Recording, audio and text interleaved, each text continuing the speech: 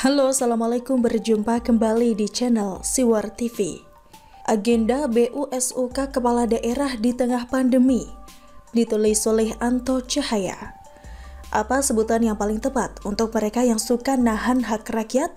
Bagi kepala daerah yang belum juga mencairkan uang bansos untuk rakyat, alangkah baiknya diumumkan tiap daerah di website masing-masing Pemprov, agar masyarakat ikut memantaunya kinerja para pemimpin daerah ini seperti apa. Dana triliunan bansos belum cair.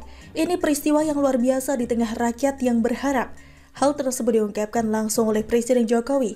Sejujurnya, temuan ini membuat bagi siapa saja yang waras murka luar biasa.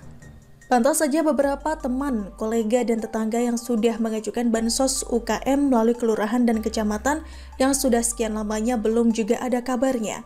Padahal bantuan itu ditunggu-tunggu masyarakat yang akan digunakan untuk modal kerja. Dengan demikian, alur ekonomi yang kecil tersebut dapat bergairah. Tapi apa daya, upaya pemerintah pusat yang baik justru sampai daerah menjadi mandek, tak jelas arahnya. Ini benar-benar brengsek. Maka tak heran jika Mendagri Tito Karnavian sampai menegur 19 Pemprov yang kedapatan belum memaksimalkan dana bansos. Menteri Dalam Negeri atau Mendagri Tito Karnavian melayangkan teguran tertulis terhadap 19 provinsi di tanah air. Semua ditegur karena realisasi anggaran untuk penanganan COVID-19 hingga insentif tenaga kesehatan atau nakes masih rendah meskipun dananya ada. Kami sudah menyisir dan sudah rapat berkali-kali dengan kepala daerah, masih belum ada.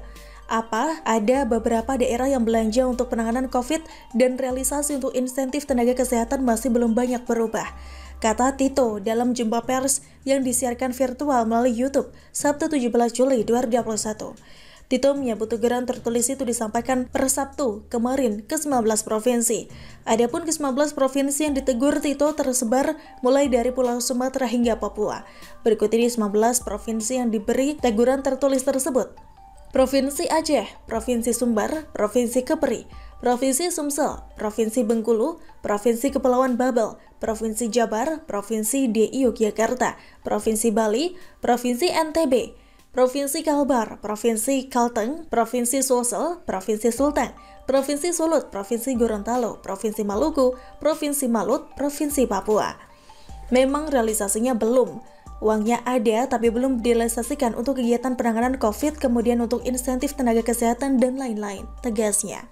Apa sebenarnya mau para gubernur, wali kota, dan bupati yang terhormat?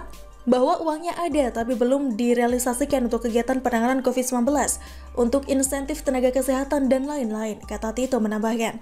Secara teknis, pemerintah pusat salurkan ke masing-masing Pemprov, kemudian dari Pemprov turun ke kota madya atau kabupaten.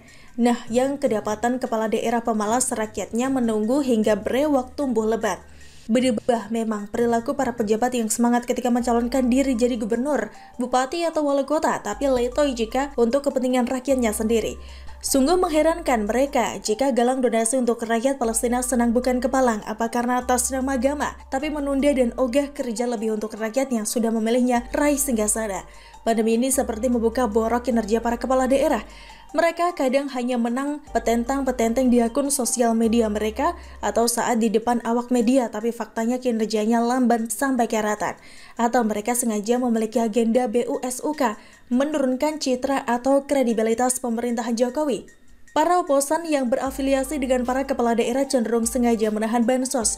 Ini juga kritik bagi pemerintahan Presiden Jokowi melalui kementeriannya yang tidak mengawal secara ketat. Ini jelas memalukan. Pemerintah kecolongan, sebab soal bantuan ini sangat sensitif terkait dengan perut dan hidup. Jangan sampai rakyat marah. Jika dari sumbernya sudah jernih, semestinya melalui hilir hingga muara terjaga kemurniannya. Rakyat itu sebagian besar mungkin sudah nurut, disiplin melakukan prokes atau PPKM darurat dengan mengorbankan pekerjaan atau usaha mereka. Tapi, satu sisi pemerintah daerah terlihat tidak serius mengganti sisi pengorbanan dari rakyat tersebut. Apakah sengaja mereka membenturkan? Sungguh ironis saat rakyat menangis kelaparan, mereka menari di atas derita yang mengguncang jiwa dan raga. Hanya karena politik TAI-SAPI. Mereka gadaikan nurani. Demikian salam. Bagaimana menurut Anda? Silahkan tulis komen Anda di kolom komentar. Jangan lupa untuk like, subscribe, dan share. Siwar TV pamit, sampai jumpa.